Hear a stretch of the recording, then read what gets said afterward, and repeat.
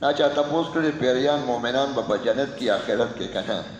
امام ابو حنیفه سره تپوس شو چې پیریان به کوم ځای کې هغوی دوزخ نه به بچي چې کوم مؤمنان دي او عذاب نه به بچي. دا د قرآن شریف کې راځي چې کلمې ویلي د کلمې دا فایده شو چې د عذاب نه به بچي، یعنې دوزخ کې به نه دا معلومه شو.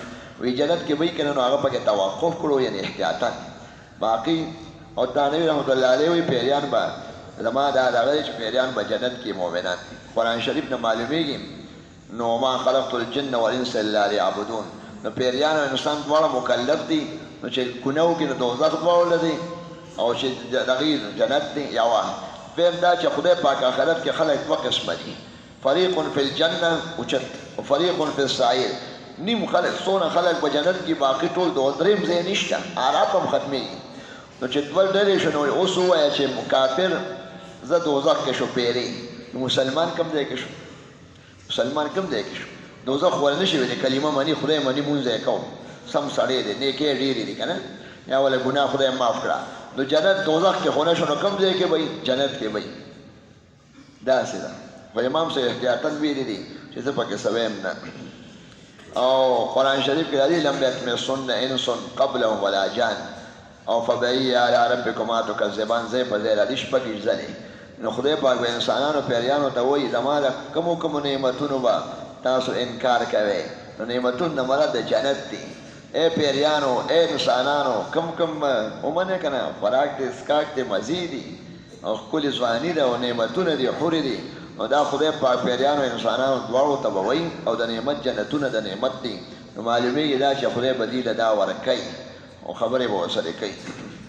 او دا دغه چې کومې ښځې د جنت دا به پیریانو غلط کار ورسره نه کړی او انسانانو.